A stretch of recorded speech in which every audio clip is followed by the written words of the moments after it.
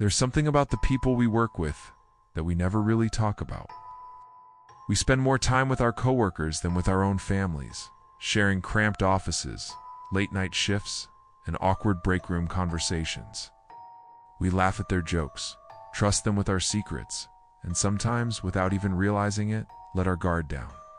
But what if the person sitting across from you, the one you think you know, is hiding something far darker than you could ever imagine?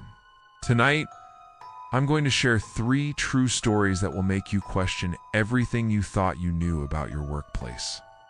These aren't just tales of office drama or petty gossip.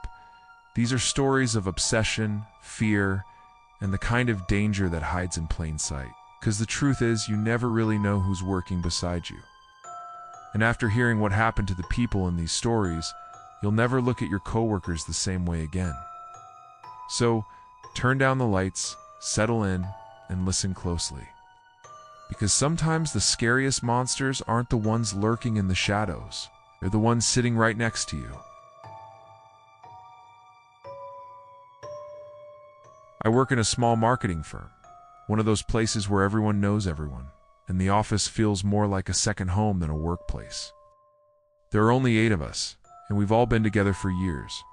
So when my boss announced we were hiring someone new, it was a big deal. We even joked about how the new person would have to survive our weird little family. Her name was Emily. She started on a rainy Monday, arriving early, her hair still damp from the storm outside. She was polite, soft-spoken, and always seemed to be watching like she was memorizing every detail of the office. At first, I chalked it up to nerves. Who wouldn't be anxious starting a new job? But there was something about her that made me uneasy, even if I couldn't put my finger on it. The first week, Emily kept mostly to herself. She ate lunch alone, barely spoke during meetings, and always seemed to be listening more than talking. I tried to make her feel welcome, inviting her to join us for coffee runs or after-work drinks, but she always declined with a tight smile. I figured she just needed time to settle in. But then, little things started to happen. I'd catch her staring at me from across the room, her eyes darting away when I looked back. Once, I found her at my desk after hours, claiming she was just looking for a stapler, but her hands were empty. Another time, I overheard her asking one of my coworkers about my schedule, what time I usually left, if I ever worked late. It was subtle, but enough to make me start locking my computer and double-checking my bag before I left for the day. The office has always been a safe place for me, but with Emily around, I started to feel watched. I'd catch glimpses of her reflection in the glass doors, standing just out of sight. Sometimes I'd hear footsteps behind me in the hallway, only to turn and find no one there. My coworkers didn't seem to notice anything strange, and I started to wonder if I was just being paranoid.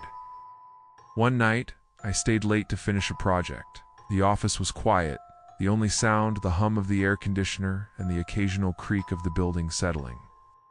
I was so focused on my work that I didn't notice Emily until she was standing right behind me. She didn't say anything at first, just watched me with that same unreadable expression. "Do you ever feel like someone's watching you?" she asked suddenly, her voice barely above a whisper. I laughed it off, trying to hide how unsettled I felt. "Not really." "Why?" She just smiled, but it didn't reach her eyes. "I do, all the time." After that, I started seeing her everywhere. She'd show up early, leave late, and always seemed to know where I was. My coworkers started joking that she was trying to impress the boss, but I knew it was more than that. There was a tension in the air, a sense that something was about to snap. One afternoon, I came back from lunch to find Emily at my desk again. This time, she was going through my drawers. When she saw me, she didn't even try to hide it. She just looked up and said, "I was looking for your notebook, the one with the blue cover." I didn't have a blue notebook. That night, I couldn't sleep. I kept replaying every strange interaction, every time I'd caught her watching me. I decided to do some digging of my own. I searched her name online, expecting to find a bland LinkedIn profile, or maybe an old college photo. Instead, I found a news article from 3 years ago, a story about a woman with the same name, same face, who'd been questioned in connection with a missing person case at her last job. The article didn't say much, just that she'd left town suddenly and no one had seen her since. The next day, Emily didn't show up for work. Her desk was empty, her things gone. No one knew where she'd gone, and my boss just shrugged it off, saying some people just aren't a good fit. But I couldn't shake the feeling that she'd been looking for something, or someone, and that she'd left because she hadn't found it yet. Sometimes, late at night, I still feel like I'm being watched. I'll catch a glimpse of someone in a crowd, or hear footsteps behind me on a quiet street, and my heart will race. I don't know what Emily was really after, or if she ever come back. But I do know this: you never really know who you're working with. And sometimes, the scariest people are the ones who seem the most ordinary. If you think that's unsettling, just wait until you hear what happened behind the stockroom doors in the next story. It's strange, isn't it? How we can spend every day with someone and still know so little about them. Offices might feel safe and predictable, but sometimes the real danger is hiding in plain sight, just a desk away. But not all unsettling coworkers lurk in quiet offices. Some stories unfold in places that are loud, crowded, and full of distractions. If you thought Emily's story was disturbing, just wait until you hear what happened during the late-night shifts at a busy retail store. What goes on behind the stockroom doors will make you question who you trust when the lights go out.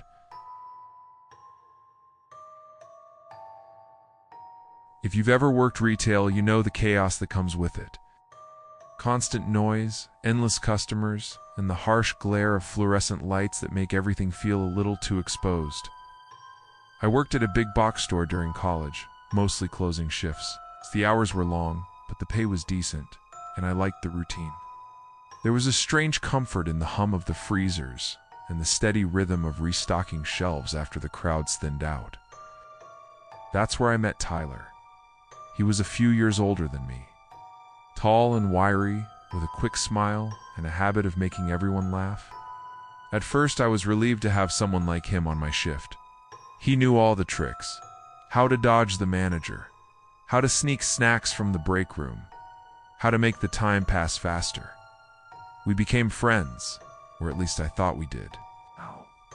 But as the weeks went by, Tyler's friendliness started to feel off. He'd show up early for every shift, always waiting for me in the parking lot.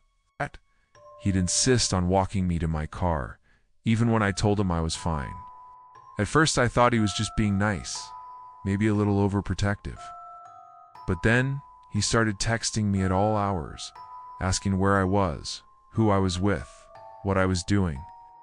If I didn't reply right away, he'd get upset, sometimes even showing up at the store on my days off, just to check in. The store itself was a maze after hours, rows of empty aisles, the buzz of the security cameras, the echo of your own footsteps. One night I was in the stockroom, sorting boxes, when I heard someone whisper my name. I turned expecting to see Tyler, but the room was empty. I laughed it off, blaming my imagination, but the feeling of being watched wouldn't go away. Tyler's behavior kept escalating. He started getting possessive, glaring at any male coworker who talked to me, making snide comments about my friends. He'd leave little notes in my locker, sometimes just my name, sometimes weird drawings of eyes or clocks. I tried to brush it off, but the tension was getting to me. I started dreading my shifts, counting down the hours until I could leave. One night after closing, I stayed late to help with inventory. The store was empty except for me, Tyler, and the night manager, who was locked in the office doing paperwork. I was in the back scanning barcodes when the lights flickered and went out. For a moment, everything was pitch black, and I felt my heart pounding in my chest. Then the emergency lights kicked in, casting long, eerie shadows across the stockroom. That's when I heard footsteps, slow, deliberate, coming closer. I called out, but no one answered. Suddenly, Tyler appeared from behind a stack of boxes, his face half lit by the red glow of the exit sign. "Why are you avoiding me?" he asked. his voice low and tight. I tried to keep my cool, telling him I was just busy, that I needed space, but he stepped closer, blocking the only exit. His eyes were wild, desperate. "I just want to protect you," he whispered. "No one else cares about you like I do. You don't see it, but I do. I see everything." I realized then that he'd been watching me for weeks, maybe longer. Every shift, every break, every time I thought I was alone. Panic surged through me, but I forced myself to stay calm, talking to him, inching toward the door. I told him I appreciated his concern, that I just needed to get home, that we could talk tomorrow. He hesitated, and in that split second I slipped past him and ran.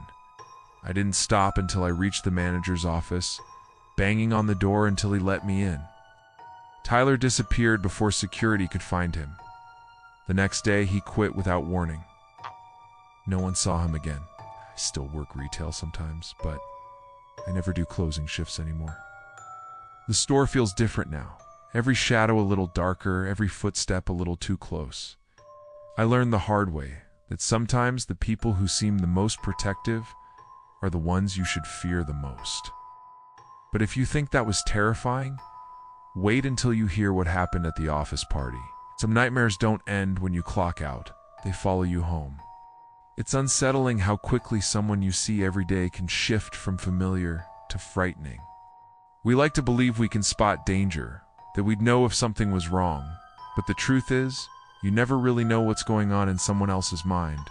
The stories I've shared so far are disturbing, but nothing compares to the terror that unfolded in the next one. What happened at that office party still haunts its survivor to this day. If you thought the last two stories were intense, you're not prepared for what comes next. I used to think office parties were harmless, awkward, sure, but nothing more than a chance to eat bad pizza and watch your boss try to dance. That changed last year at our company's annual after-hours holiday party. It was supposed to be a night of laughter and cheap drinks, a break from the endless grind. Instead, it became a night I can't forget, no matter how hard I try. Our office was on the top floor of an old building downtown, the kind with creaky floors and flickering lights. By day, it felt busy and alive, but at night, the place transformed. Shadows stretched across the hallways, and every sound echoed just a little too long. That night, the cleaning crew had already left, and the only people in the building were my coworkers and me. I almost didn't go. I'd had a long week, and the thought of making small talk with people I barely knew wasn't appealing. But my friend Jess convinced me, promising it would be fun. "Besides," she said, "you need to see what Mark is like after a few drinks." Mark was our office's resident oddball, quiet, intense, always scribbling in a battered notebook. He'd been with the company for years, but no one really knew much about him. The party started off normal enough. Someone brought a Bluetooth speaker, and we all crowded into the break room, laughing and sharing stories. Mark kept to himself, nursing a drink in the corner, his eyes darting around the room. Every so often I'd catch him staring at me, his gaze lingering just a little too long. I tried to ignore it, chalking it up to social awkwardness. As the night wore on, people started to loosen up. The music got louder, the jokes got worse, and the office felt almost warm for once. But Mark stayed on the edges, watching. At one point I saw him writing in his notebook, glancing up at different people, then scribbling something down. It was strange, but I told myself he was probably just making notes for work. Around midnight, the party began to thin out. Jess left, then a few others, until it was just me, Mark, and a handful of coworkers. I was about to call it a night when Mark approached me. He was holding his notebook, his hand shaking slightly. "Do you ever feel like you're being watched?" he asked, his voice barely above a whisper. The question caught me off guard. I laughed nervously. "Not really." "Why?" He looked past me, toward the dark hallway outside the break room. "Sometimes I see things, people, shadows. They're always there, just out of sight. I tried to change the subject, but Mark wouldn't let it go. He leaned in closer, his breath sour with alcohol. They're here tonight. I can feel them, watching us. I glanced around, suddenly aware of how empty the office felt. The laughter and music from earlier seemed distant, swallowed by the silence. I told Mark I needed some air and slipped out into the hallway, hoping he'd leave me alone. The hallway was dark, lit only by the green glow of the exit sign at the far end. I could hear the muffled sounds of the party behind me, but out here, everything felt different. The air was heavy, and every step I took seemed to echo. I walked toward the restroom, trying to shake off the unease. As I passed the supply closet, I heard a whisper, my name, soft and urgent. I froze, heart pounding. I turned, but the hallway was empty. I told myself it was just my imagination, the result of too many drinks and Mark's creepy stories. But then I heard footsteps behind me, slow, deliberate. I spun around expecting to see Mark, but no one was there. The lights flickered, and for a split second I thought I saw a shadow move at the end of the hall. I hurried back to the break room, but when I got there, it was empty. The music had stopped, and everyone was gone, except Mark. He was standing by the window, staring out into the night. His notebook was open on the table, pages filled with frantic, messy handwriting. I glanced at it and saw my name, over and over, mixed with strange symbols and drawings of eyes. "Mark, what's going on?" I asked, trying to keep my voice steady. He turned to me, his face pale and drawn. "They want you," he whispered. "They told me." I backed away, my mind racing. Was this some kind of sick joke? Or was Mark really losing it? I reached for my phone, but it was gone. Must have left it in the break room earlier. Mark stepped closer, blocking the door. "You have to listen," he said, his voice trembling. "They're here. They're always here. They told me what to do." I tried to push past him, but he grabbed my arm, his grip surprisingly strong. "You can't leave. Not yet." Panic surged through me. I twisted free and ran, darting down the hallway toward the stairs. Behind me, I heard Mark shouting, his words lost in the echo. I didn't stop until I reached the lobby, breathless and shaking. I called the police from the security desk. By the time they arrived, Mark was gone. His notebook was missing, and no one had seen him leave. The security cameras showed nothing, just empty hallways and flickering lights. I never saw Mark again. He didn't come back to work, and no one could reach him. Late at night, I think about that party, the shadows, the whispers, the feeling of being watched. I wonder if Mark really saw something, or if he was just another lonely soul lost in the darkness. But sometimes when I'm alone in the office after hours, I catch a glimpse of movement in the corner of my eye. I hear my name whispered from somewhere down the hall. I remember Mark's words. "They're always here. They told me what to do." I don't know what happened that night, not really. But I do know this. Some nightmares don't end when the party's over. Some follow you home, waiting in the shadows, just out of sight. And sometimes the scariest thing isn't what you see, it's what you can't explain. It's easy to believe that horror only lives in the shadows, in abandoned buildings, or on lonely roads. But sometimes the most unsettling stories unfold in the places we feel safest. Our offices, our break rooms, the familiar spaces where we spend so much of our lives. The truth is, we never really know the people we work with. Behind every polite smile or casual conversation, there could be secrets, obsessions, or something far darker lurking just beneath the surface. The stories I've shared tonight aren't just about fear, they're about trust and how easily it can be broken. A new hire who watches from the shadows, coworker whose protectiveness turns to obsession, a party that spirals into something unexplainable. Each of these stories is a reminder that danger doesn't always announce itself. Sometimes it blends in, waiting for the right moment to reveal its true face. So the next time you clock in, take a moment to look around. Notice the people you pass in the hallway, the ones you share coffee with, the ones who always seem to be watching. Because you never really know what's going on in someone else's mind, or what they might be capable of when no one else is looking. If you've ever had a disturbing experience with a coworker, I want to hear your story. Share it in the comments below. Your story might be the warning someone else needs. Remember, the scariest monsters aren't always the ones you see coming. Sometimes, they're sitting right beside you, hiding in plain sight.